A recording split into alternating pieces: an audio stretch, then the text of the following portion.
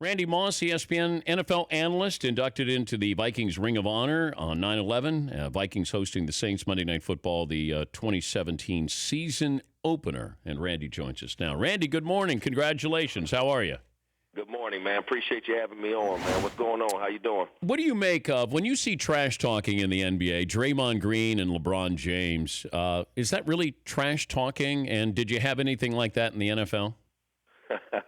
That happens every day, man, just all around the world. I think trash talking is good, as long as you keeping it, along certain lines, knowing that certain things are off limits. But I think it's good for the sport. I think when you look at what happened in the NBA where Golden State won one year, Cleveland won last year, then Golden State came back and won. So 2 out of 3 years they won. So I really think it's good for the NBA to have those teams or have those stars trash talking amongst one another. Sells more tickets. Do you ever wonder if you had stayed with basketball instead of football, what would have happened? Well, there's a guy by the name of Kevin Garnett and an old high school phenom out of California named Shea Cotton that really discouraged me throughout camps of being a basketball player. So it really made my job easier when I just went from basketball and decided just to be a football player. So I was undecided in high school and junior high school, middle school today. But when I met up with those guys, man, they made my decision very easy. Wait, you played against Garnett? Well, we were at camps throughout, our childhood and stuff like that. So quick story, I told him the story he might not remember it about. There was a rain delay, and we were in Illinois, and all the games were somewhat canceled because of the thunderstorm. So Kevin was out there shooting one-on-one. I mean, he was out there shooting by himself. So I go out there with him knowing that he was one of the top guys at the camp. So I checked ball, told him check ball. So I was fast.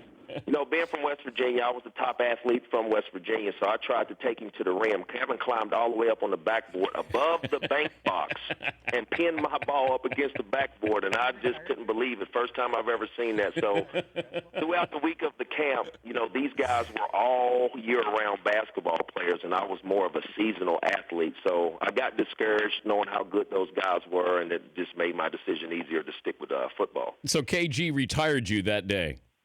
There you go.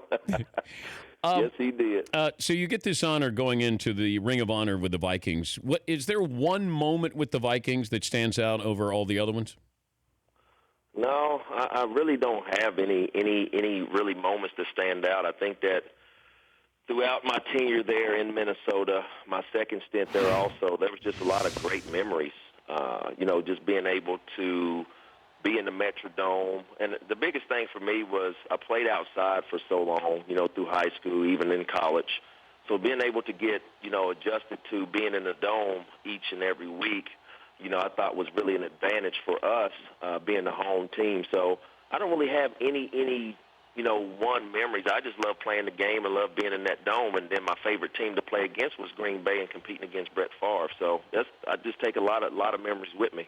Why did it take a little while to get adjusted to the Dome, and why was that an advantage for you?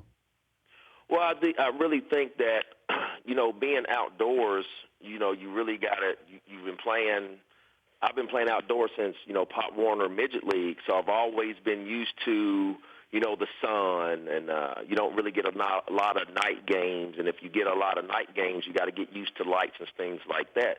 No matter day, night, in the Dome, you got to get used to the lights regardless. So a lot of the adjustments that I had to make, definitely like my rookie year, is like going into the Dome for an afternoon game, going out there getting adjusted to the lighting.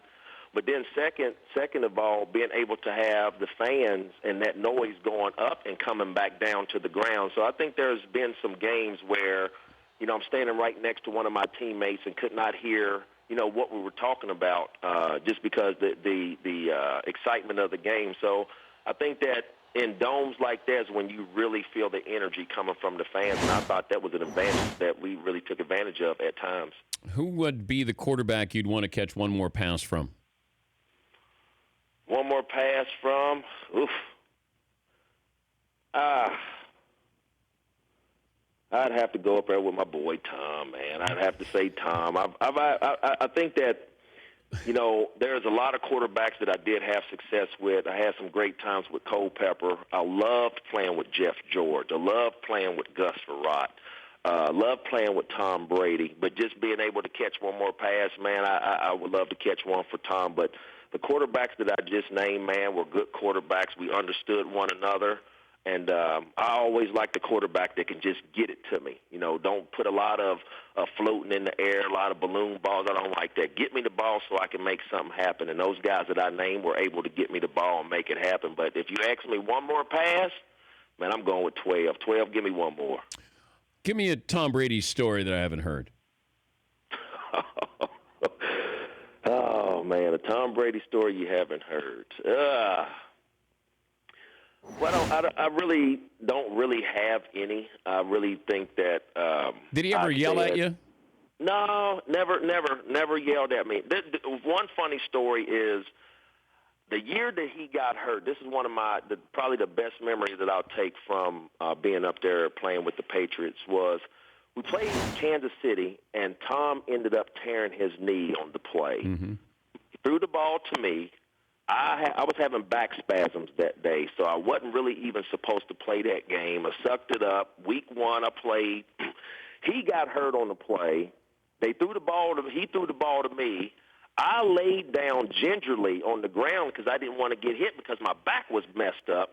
I fumbled the ball, okay? So the following week, they're talking about Tom could possibly be out for the season. Everybody has their fingers crossed. The media's writing everything that's going on. So I come in. I can't forget what part of the week it was, but I was one of the first guys in. Tom's in there throwing with a knee brace on. He's in there throwing with a knee brace on, so I'm kind of look puzzled like, dude, they're talking about you're going on IR for the year. No, I'm not going on IR. I'm going to try to play this week. So he's telling me he's trying to play. I immediately put my stuff down at the locker and go in the locker room and start catching the balls that he was throwing in the locker room. It was just me and him, and I think Jim Whalen, the trainer, of them trying to get – no, it was Dave. Dave Granito trying to get him back. And so everybody didn't know that Tom was ready to go out and play the following week with a knee brace. No, he just tore his knee. Oh, man. So I think that he was sacrificing, knowing that we just come off of an 18-1 season. The following season he got hurt, and he felt so bad he didn't want to let the team down. So that's one of my memories from him is coming in that locker room knowing that everybody said that he's going to be on IR, but he still was in there trying to throw and plant on that leg to try to get out there and see if he can still play. What was that like, though, that moment where you realized you were going undefeated and you're going to lose that Super Bowl? Like, what are you thinking at the time? Because you guys had to think you guys were invincible.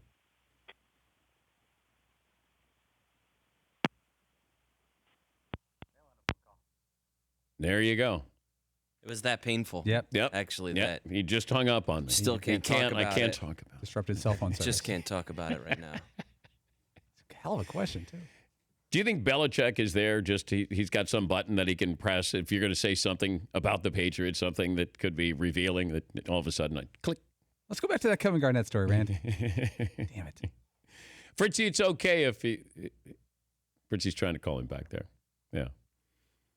But I'm looking at these numbers. I didn't know that he ended up with less than 1,000 catches. It doesn't feel like that.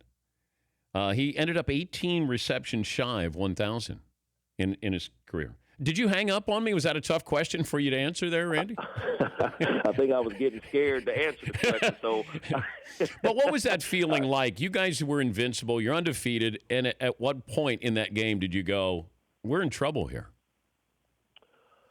I think when Eli Manning got rushed, Eli Manning threw a ball to the sideline. Just threw it over there. There was no receiver over there. Asante Samuels ran the route for the receiver. I can't remember who the receiver was, but only thing Asante had to do was catch the ball, get his 2 feet in, Super Bowl champions. He missed the ball. So after knowing what type of athlete that he is, one of the best athletes on the team that year, all-around athlete, for him to be able to miss that ball, no receiver was on him. It was just him and the ball. Get your 2 feet down. He missed the ball. when he missed that ball, knowing that was like a routine interception, that's when I knew we were in trouble. It's like a minute 20, minute 30 left, I think, in the fourth quarter there. But it's David Tyree on the pattern. I'm seeing it here. Yeah, that's got to be crushing. He catches it. That's it. It's over. Well, when he caught the ball, the fans were still going crazy. And, I don't know what type of feeling I had, but I knew we still had time. So Tom comes in the huddle. Come on, guys, we still got time. We got time. So I think we ran a play. I can't remember the results. Then we came back, and he said we were running a over route, like 3 deeps, and it was going to run me on an over. So I'm on the backside by myself. Tom tells me, Randy, run the over, and as soon as I look back at you, you beeline and take it back high angle to the corner. Excuse me. So when Tom looks at me, I take off, beeline it, and still to this day, my fingers touch that ball. And I missed the ball. I was tired. And, still to this day, I still sit there and wonder what could I have done different to be able to try and catch that ball. My specialty was going deep. Well, you got two guys on you, Randy. I'm looking at it. It's at the 10-yard line. You got 2 guys on you. I mean, I still think I can come up. I still think I can come up with the ball. I mean, so it was just more of me just wanting to make a play. And the crazy part about it was it took me about 2 to 3 weeks, man, to get over the soreness from that game. I had ran a lot, probably the most I've ever ran in my whole career. So when he threw me the ball back and looked back at me and threw it back high angle to the pylon, I really thought that was it, that we could have, I could have caught that ball, we could have connected, but I missed it. I got a couple fingertips on it, and it was just like, wow, man, we came up short. So it was just all the way up to the last play of the game. We really still thought we had a chance, regardless of the David Tyree catch, regardless of Asante Samuel's missing the interception. So with all the bad stuff that went on throughout the game, we still had a shot at the end of the game. And, we broke records. We got all these accolades. So they put it in me and Tom's hand, or we took it upon ourselves. We just didn't make it happen. Here you're going to be talking about all the great things you've accomplished, the Ring of Honor, and I'm bringing up these negative things there. That's mean-spirited me, Randy. That's mean-spirited. By the way, right. you made the transition to TV, and it's not as easy as you're making it look. You're doing a great job with that. Have you had that moment where you say something about somebody that they respond back to you like, what are you doing, man? Like, how can you do that to me? Have you had one of those moments yet?